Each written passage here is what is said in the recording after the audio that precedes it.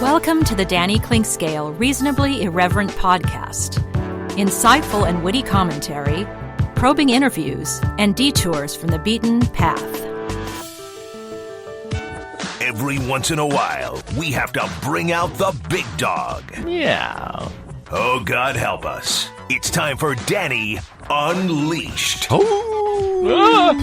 Sponsored by Easton Roofing, where integrity matters. Go to eastonroofing.com for more.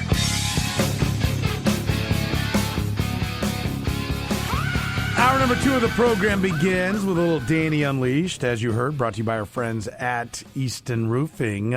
Listen, if you are looking to get your roof done, but you are a person that considers yourself at risk for the coronavirus, if you're up there in age or maybe a compromised immune system, or you just have people close to you that are fitting into that category, and you want to make sure that you are not a carrier, Easton Roofing can still do your work without ever actually getting close to you. They can email you everything. You can even sign the contract via email. They'll be happy to help you out. Let Charles or Austin or Chris or Dan, any of the guys, Sam, who you will talk to probably at some point during the process, they will be happy to help you out and walk you through every step of the way. And don't forget Easton Roofing. I say it all the time, commercial and residential. Commercial and residential, their commercial business has been exploding over the last couple of years. Certified by numerous manufacturers, offer a manufacturer-backed warranty that covers labor and material up to really any dollar limit for up to 25 years on your commercial flat roofs.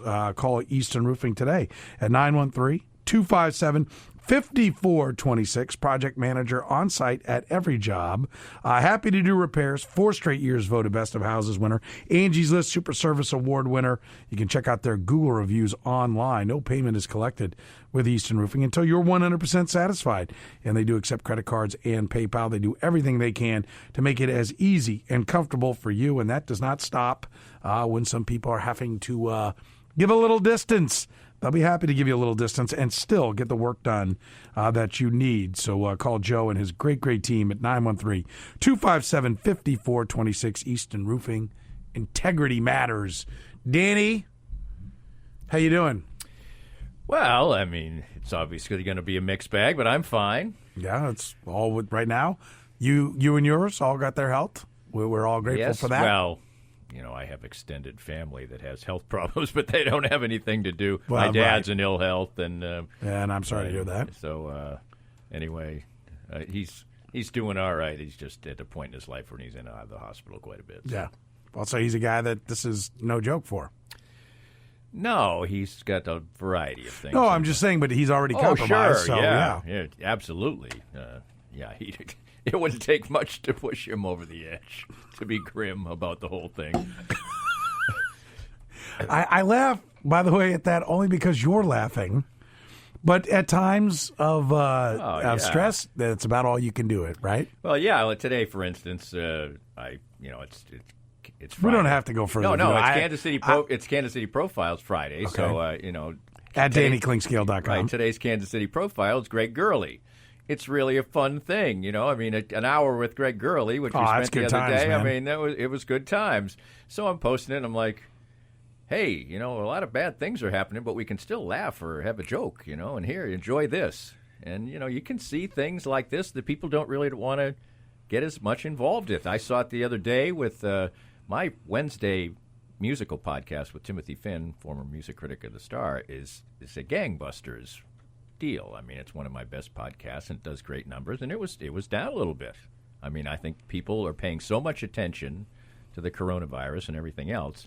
But I do have one ray of sunshine today, one big ray of sunshine. All of Kansas City should have a big grin on their face because when the people who listen to this program, think how close. I don't know if anybody said this. I haven't heard anybody say it, but if they have, then I won't act like I invented the wheel. Think how close we came. Having the Super Bowl canceled in the Kansas year that City the Chiefs are not the Super Bowl champions. I haven't had anybody phrase it that way, but I've had a number of people say, what would have happened if this broke right before the Super Bowl? Right. And I said, I think it would have been the same thing. And would that not have been Kansas City Chiefs-esque. Yeah.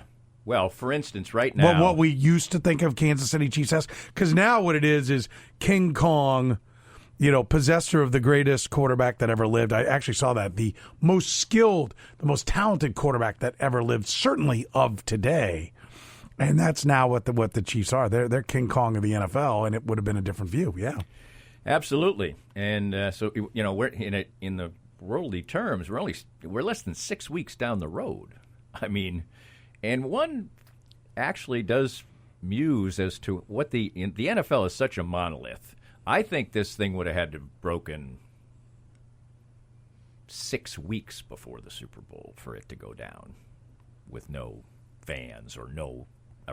I think the NFL would have been very resistant to doing this. More resistant than the other I leagues. think so, too, because I think they've got more bravado. I don't think it's a shock that the NBA led the way. I think the NBA... their players, their communication between their players' association and their owners, their commissioner, are very confident and bold and have a belief in what is right, and they stick to that. And so, yeah, I don't know that any of this. I don't know that we might not have gotten through the conference tournaments with them playing, and then maybe it comes around. I mean, if the NBA didn't play at this time of year. I don't know where we'd be. Well, the most overriding thought I've had about the rapid developments of the last few days is the fact that these leagues and these conferences supposedly were speaking to the very best experts in the field about this, consulting with them. And until a few days ago, they were playing. Okay? So what the hell did the experts know? So the experts, I think, were telling that. So the good news to me, this is where I think there's good news. The experts to me clearly weren't saying, "Hey, thousands are going to die if you play games," and they just went, "We don't care. We're going to play the conference tournaments." So I don't think they were saying that. They were probably trying to push them along and say, "Hey, this can be, we need to control this, whatever." But I think they got once one or two leagues did this. I think liability became a gigantic issue for these leagues. Which I know, and I get that. I don't think that's not necessarily saying that they have no good motivation, but there's a damn good lawsuit out there if 3 or 4 leagues have decided to shut down, and you're playing, and so tacitly by opening up your arenas, you're saying this is safe. So subsequently, somebody gets sick, they're going to say, "Hey, these other leagues will shut down. You said your arenas were safe. I'm sick. Here's my lawyer." I think it's going to be hard. I think it'd be a tough cookie to prove that I absolutely got it while in the arena at the Big 12 tournament. That's true, but I mean, you literally would have to have almost constant video of yourself being nowhere but your house and the Big 12 tournament. I think enough people would give it a go that it would cost a class money. Action of 25, 30, 40, 50 people. If the word got out that there were 50 people that got sick there, yes, I have no doubt about it. But listen, that's why you have the lawsuits, and that's not a bad thing. No, if what it took you to finally why you get to the right decision. If indeed it ends up, because I am still open to the idea. I know there are some people, and listen, I think it's important for everybody to not have anger at those. I've tried to preach. Let's try to come together a little bit here. Right. And it's like we've got a common enemy. It's this virus. I said I don't know if it was yesterday or the day before that. I used to joke around with my friends. What this country needs is a world war and a real scary opponent, to where we quit thinking the opponent is the guy who lives next door to us who votes for a different party. Okay, because that's not our villain. Right. We now have that, and hopefully this will bring people together. But I know some people are like, hey, other things killed way more, and we didn't do this. Well, but we don't know yet. And the thing is, think if overreaction is a far better thing than underreaction in this situation. Right, and that's we the may point. Look back on this, and I think I lean heavily to the fact that we're going to look back and say this was an overreaction. We're going to say that it was an overreaction, but we won't know that it's not what absolutely kept it from being exactly to where it wasn't. Like, this may have been the tipping point. All of these massive venues, This may have been what makes us more like China, where they contained it, and less like Italy, where it's run rampant. Right. And one of I said this, for those that are out there, just again, I understand people that are like, this is an overreaction. Look, if nobody in your neighborhood or family gets sick, you're definitely going to be like, this was blown way out of proportion. And if you're right. We'll never know. We'll never know because we're doing never some know. Massive things here, keeping hundreds and hundreds of thousands of people in reality, out of close proximity to each other. If millions of people are ill and tens of thousands die when this is all said and done, we're going to say, what were they waiting on? Why did we play so many games and have so many different events going on? We're going to look back and say they absolutely blew it. Right. They were long overdue. Well, for instance, the PGA Tour was the last to the party. Well, I think, EPL? EPL, right. Yeah, the today. EPL was last to the party. party. And NASCAR, when did NASCAR finally today? shut down? It was this morning. But among the last to the party. Races. So they were taking a lot of grief because they said they're going to play without fans at 6:50, and then at 9:50 they said they're going to cancel it. On the other hand, a far less, well-known and prestigious organization, the LPGA, they canceled tournaments like 3 months ago. Now they were in the Far East, right? But they have a far more international base of player. But they were among the first, and I was listening to their commissioner today, and he said other sporting events were played, a lot of them, in that area of the world after we decided to shut it down. And he said, I'm waking up in the morning going, did we do the right thing? We're depriving players of the chance to make their livelihood, and other sports are going on there. Maybe we overreacted. In the end, he looks like among the leading voices for sanity in this regard. So, yes, it'll all be 20/20 hindsight. But if it's deemed an overreaction, we really can't ever say that because there's been drastic action that might have stemmed the tide. Well, I don't understand how the loss of human life gets trivialized. Like one is too many, right? And that shouldn't be it because like the flip side is nobody minds the billions of dollars that we spent as a country after 9/11 trying to secure our borders. And if you wanted to turn that around, the flippant attitude about, well, something else killed more or something else is more contagious, well, lots of things have killed more than what happened at 9/11. Right. Mm-hmm. Right. But why we do it is because we don't want it to happen again. We don't want it to get to my doorstep. Okay? That's the deal. Like, I don't regret anything we've done to try to secure this country since 9/11 happened, and I don't regret trying to, secure the country from any more people being ill or possibly And what dying. are we talking about that we've lost so far? I mean, you can go about your daily life, but we lose an NCAA, we lose sporting events. We lose, that's the biggest furor here, especially in the world that we're paying attention to, is people saying, you media types are, well, we didn't shut down the NBA.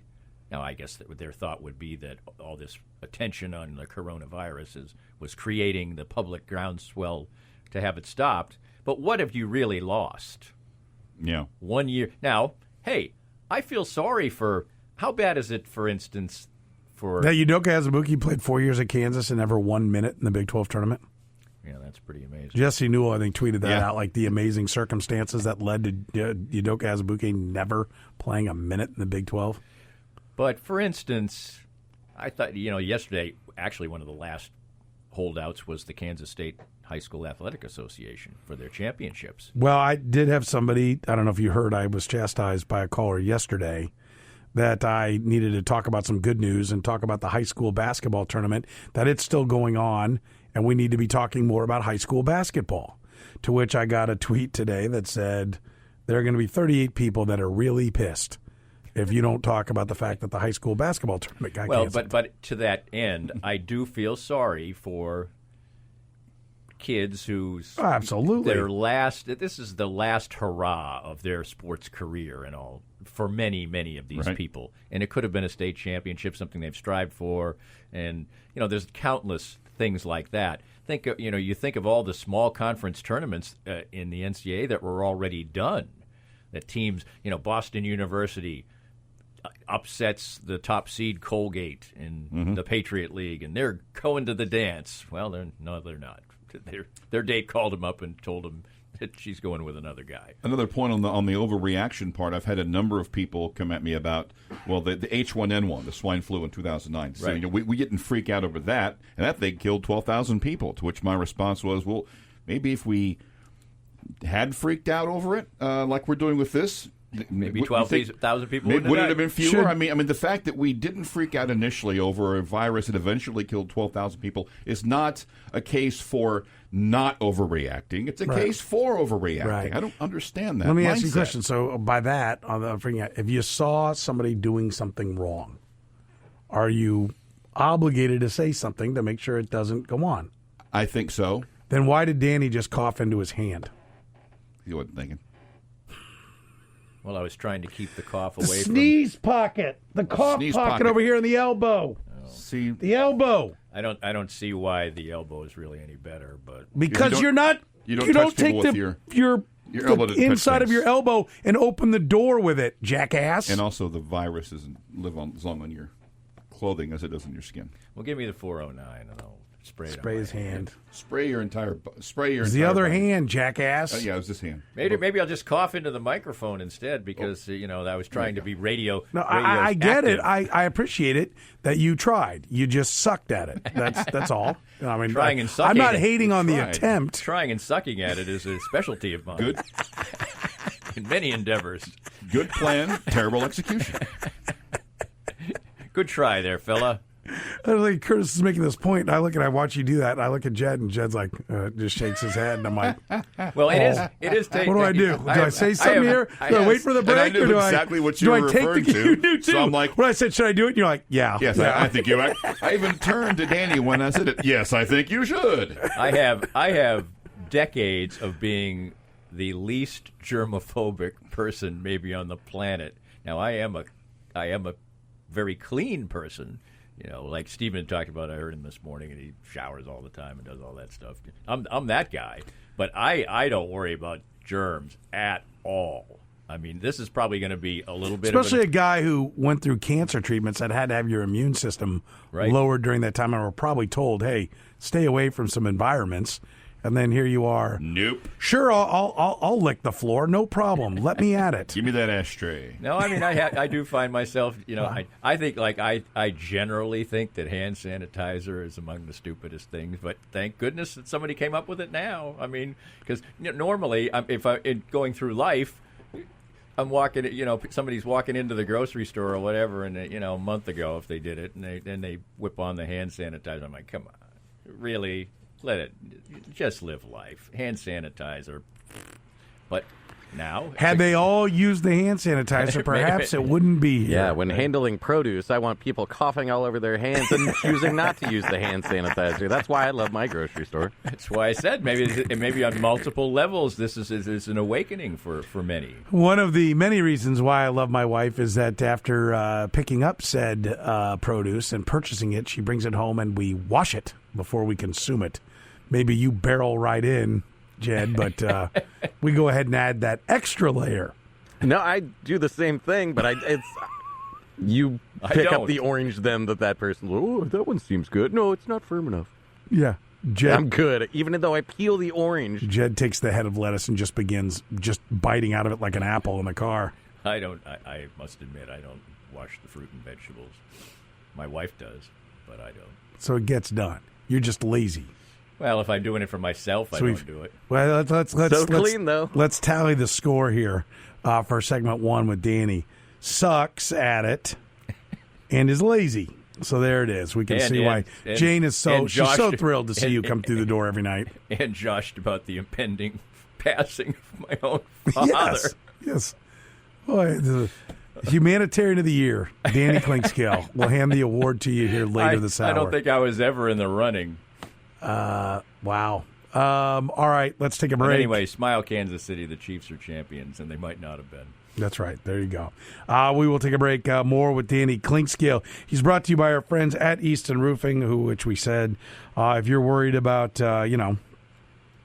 Danny coughing in his hand and then shaking your hand. You can get the whole contract done for your roof repair or new roof, whether it's commercial or residential, without ever having to speak with someone. We know for most people that may not be a problem, but for some people it may be a problem. No problem. They can do it all via email, even signing the contract digitally, electronically, I believe they call it, online, and make it all happen without having to actually be face-to-face with someone, which for some people is an important thing right now.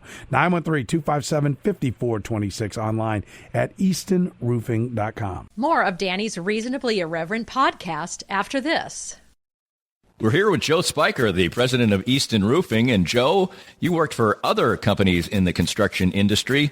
What inspired you to start your own company in Easton Roofing? Well, Danny, when you are working for somebody else, you oftentimes don't get to see the project through from beginning to end, and you don't get the final control over the customer experience. And I wanted to build a place where people can come and get work done on their house and not have to worry about being treated the wrong way, and get a good customer service experience start to finish. The company slogan is "Where Integrity Matters." Why is that so particularly important to you? Well, for us, what that means is treating each other with respect at work, treating our clients with respect, and making the right choice, especially when no one's looking. So when you're presented all the time as a contractor with choices that have to be made, are you going to make more money on this if you cut a corner? And we just wanted to make a place and a slogan that said to our people and to whoever is our customer, we're not going to do that. We're going to make the right choice regardless of profit. Easton Roofing, where integrity matters.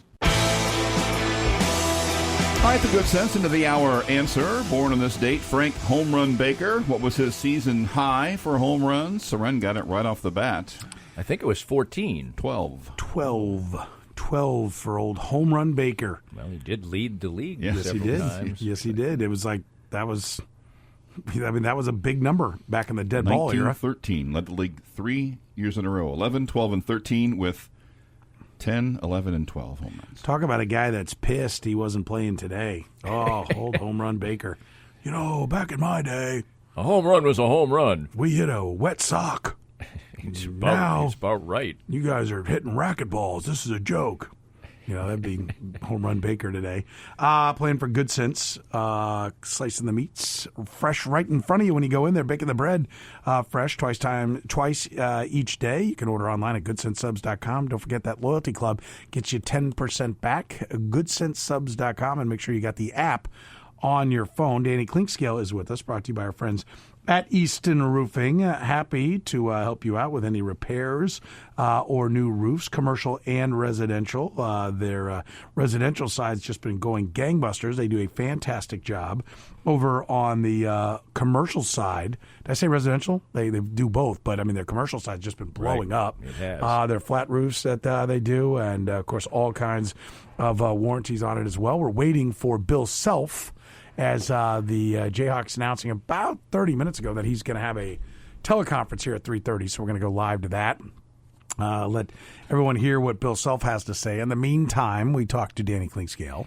Well, Danny Unleashed. He's got a hell of a nerve and stepping all over Danny Unleashed. He did. Danny Unleashed would be truncated. Nobody notified this office of this. We did not give clearance in this department. We would have nestled that right at 4:30. If he'd asked, but he didn't ask. So and hear the huzzas out there. They're shortening Clinkscale for Bill Self. Awesome. Bill Self is always good, so I will gladly make way for the media savvy Bill Self. Yes, and we'll. I think the line of questioning will be interesting. Like, do you feel deprived of a championship, or just how deep people will go? I think really. Look, I could probably predict every answer that Bill Self will have. He'll put it in a colorful way, in an entertaining way, but the content of what it is, unless for some reason he says they shouldn't have canceled this. If he says that, that's news. We got something big. Well, I don't anticipate that. The only person I've heard anything like that is Arkansas. The golfer Xander Schauffele did go on Twitter and say, hey, we started the tournament, so we should have finished it. Okay? I'm perfectly good with canceling it going forward, but we did start it. I'm sure Hideki Matsuyama feels pretty bad because he shot a 9 under par 63 in the first round and had a 2-shot lead. But that's about the only person I've heard, say something like that. But the Arkansas athletic director is on the record as saying, I found out about this through Twitter. This isn't exactly how this should happen. Like, we should have been consulted. Like, who were the consultation? But it's kind of like, that's kind of like saying every person in this country, like every person in Kansas City, Missouri, should have been consulted by the mayor before he made his decision. Well, we have elected officials to govern for the masses. You choose the ones that you think will make the right decisions. What's he going to call every school? Is he going to get 65? ADs, presidents, chancellors, everybody thinks that they ought to have a voice in it. Right, the Big East canceled their tournament at halftime of a game. What are they supposed to call everybody up at halftime? Hey, Seton Hall athletic director, what do you think? What are you thinking here? By the way, I'd like to point out, stunning Coach Self is running behind. Stunning that he is running behind from the scheduled time. Well, maybe he's packing for a vacation because the NCAA also just said that they can't recruit until April 15th. Now, where he's going to vacation, I don't know. People, Joe Spiker's on vacation, as a matter of fact, of Eastern Roofing. But people are, I heard Mitch Holtis on today saying he ditched a trip to Hawaii that was scheduled for either, I couldn't tell by the context, last Monday or next Monday he was going to start. Now, that hurts. Those are trips of a lifetime. It's really, really kind of sad. My daughter, I'm supposed to talk to her after the show today, actually, lives in the first county that actually was the one of the ones where the Sharks play. That's the county she lives in. My friend's apartment is a quarter of a mile from the old folks' home that's had 22 deaths in Seattle. Kirkland, Washington. It's a suburb of Seattle. He lives a quarter mile. Did he stay home? No, he's been going into the office, and he has a significant other that has some health issues. So it's no joke. I said this on the air yesterday or the day before. I can't remember when. Some of it's all kind of blurring together now that, he called us, and he's one of the guys that was supposed to come stay at my house along with a couple of guys from Vegas for our baseball league.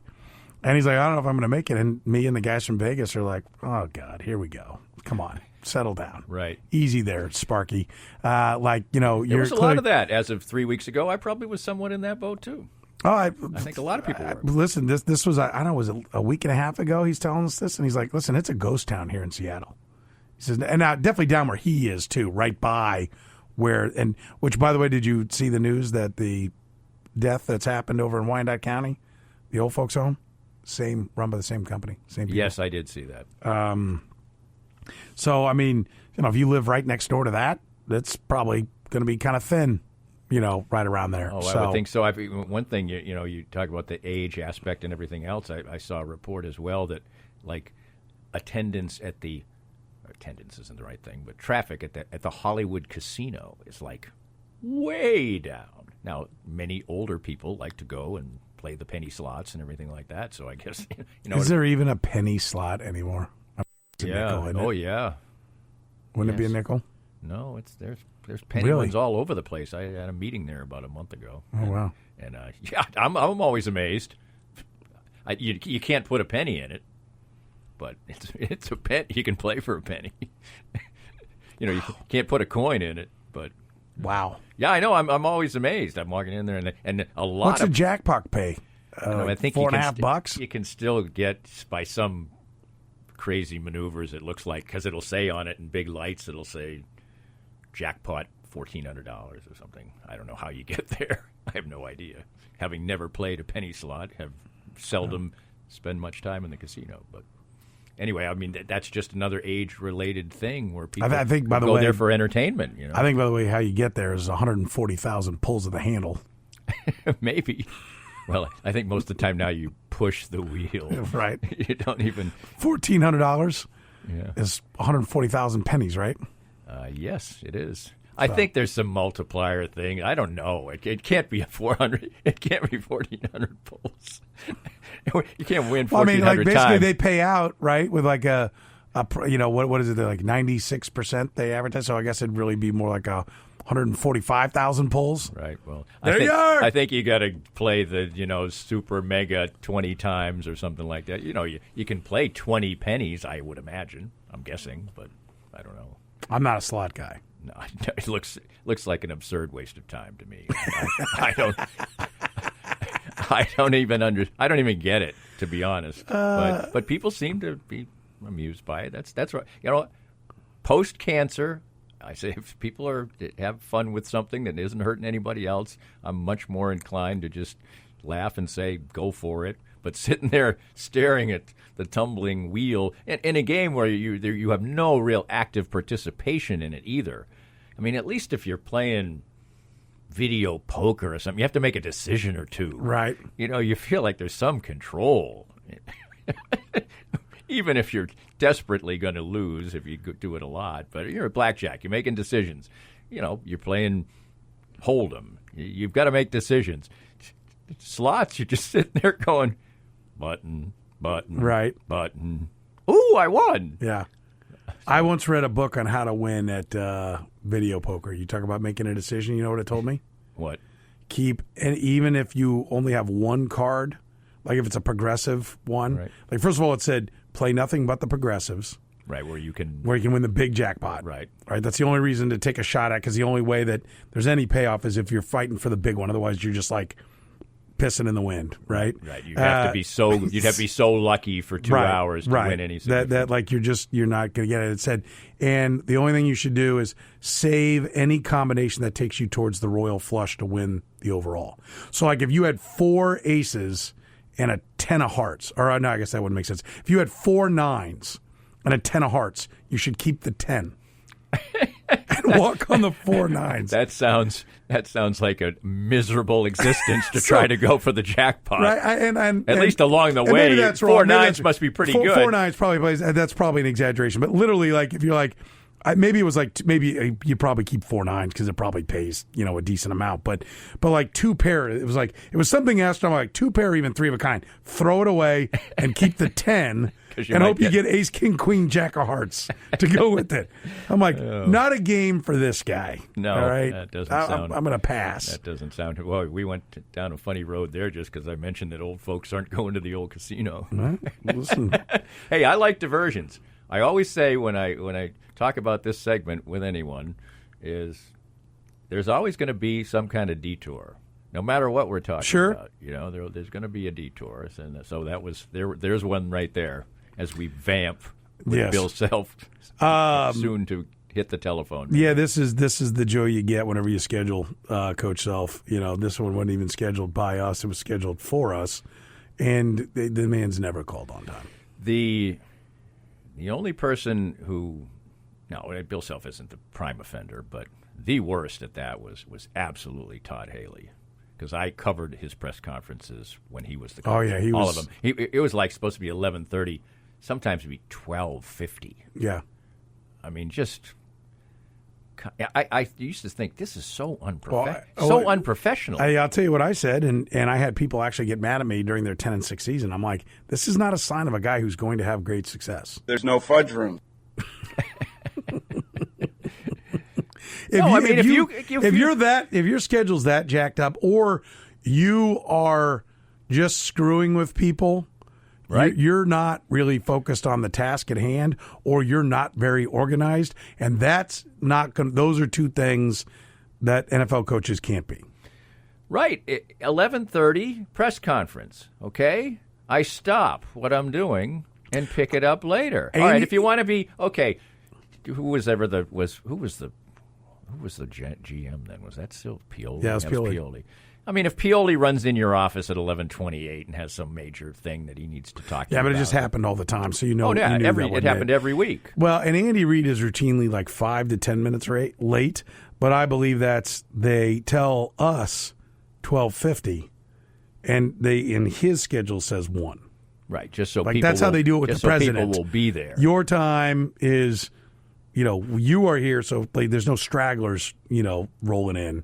Problem is when you do that all the time, they start to not take 12:50 serious. And so we had one at the playoffs, or maybe it was before, where something like maybe one of the national things that was scheduled for him or whatever cut out, and they're like, "Hey, listen, guys, FYI, 12:50 is probably going to be like 12:40 today." And at like 12:35, there he is. And there's like 3 or 4 people sitting outside, like they don't want to walk in the middle of it. They're like, oh. That's like, oh, they weren't there for it because they'd begun 12:50 meant 1. So they're like, oh, crap. But it opened up and there it was. You know, you said it. You know who was there though? Who? Me and Lebo. There you go. Because 12:50, no matter that the guy goes at 1 all the time, means 12:30 to me and Lebo. We're there ready to rock. Right. I mean, you I can't say that about everybody in this building. Well, you kind of have to be out there too, anyway. No, not anymore. Back in the day, I did. No, I mean, weren't you subsequently? Oh, for Mahomes? Yes. Yeah. Yes. So yeah, that's true. Yeah, I was going to be, but I didn't have to be there early. That's true. That is true. There you go. All right, we're going to take a break, and we'll probably stop the commercial midway. And when Coach Self comes to the. If this is goodbye. Good talking to you, Dan. Tear in your eye. If we end up here Easton Roofing, DannyClinkSkill.com. Easton Roofing, bringing you Danny Unleashed. And you know what? I mean, Easton Roofing will get the bang for their buck because they'll just bring us the Bill Self presser, the Bill Self teleconference. So we'll cover that with Easton Roofing. Bill Self coming up at some point, we're told. It's here in the program. More of Danny's Reasonably Irreverent podcast after this. We're here with Joe Spiker of Easton Roofing. And Joe, oftentimes people will wait to replace their roof until there is a weather event.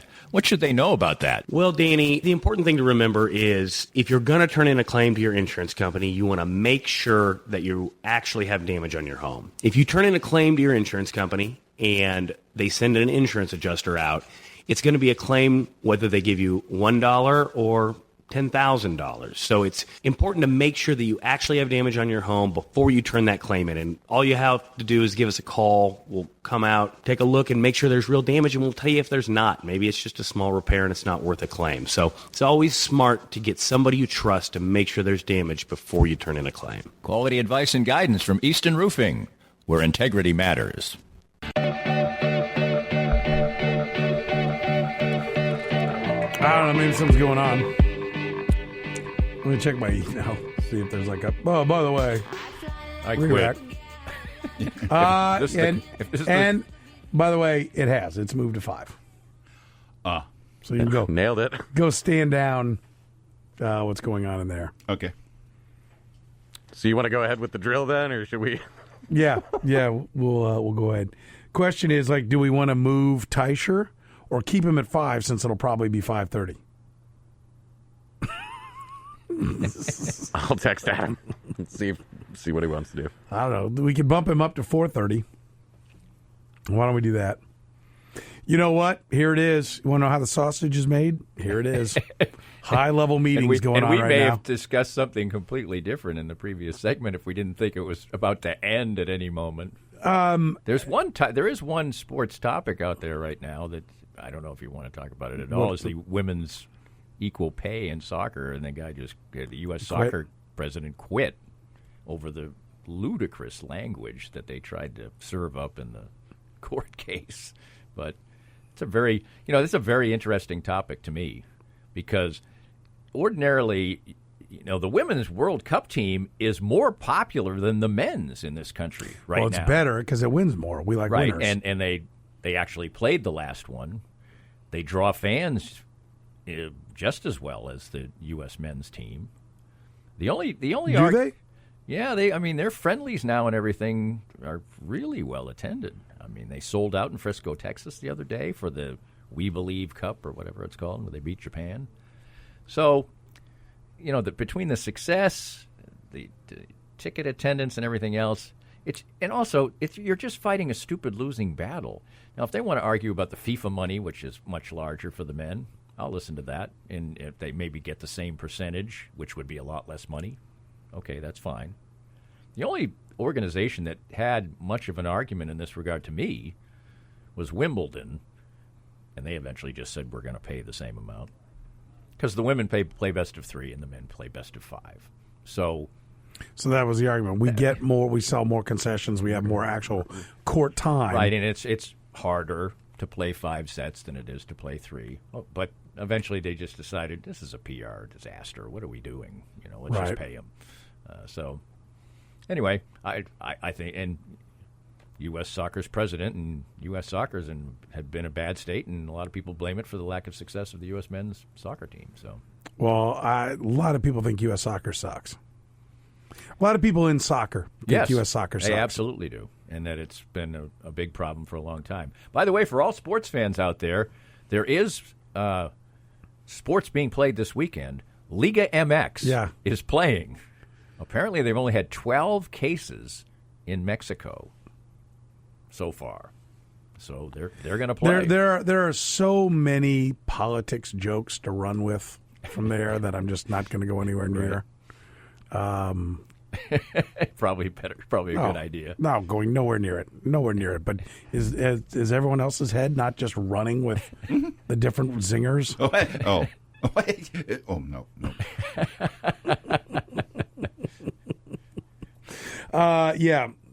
Yep. Okay.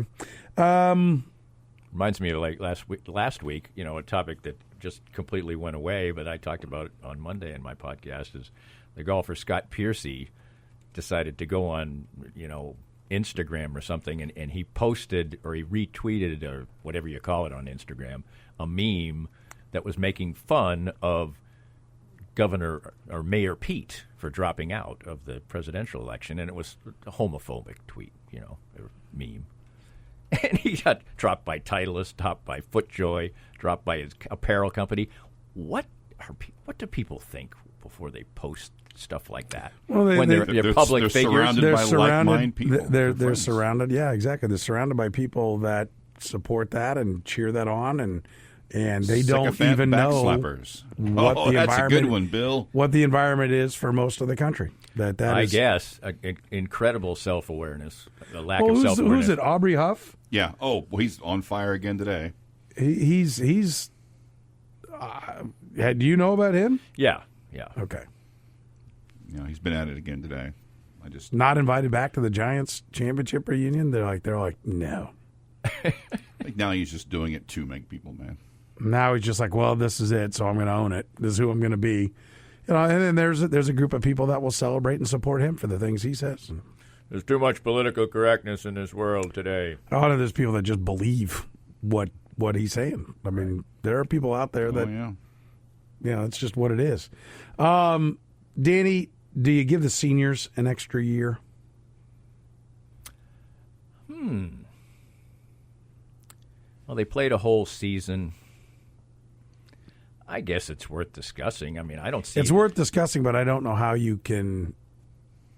So, basically, then you're going to penalize incoming freshmen. Right. Because there's going to be fewer scholarships. We'll just let them carry extra. Okay, you're going to penalize their playing time.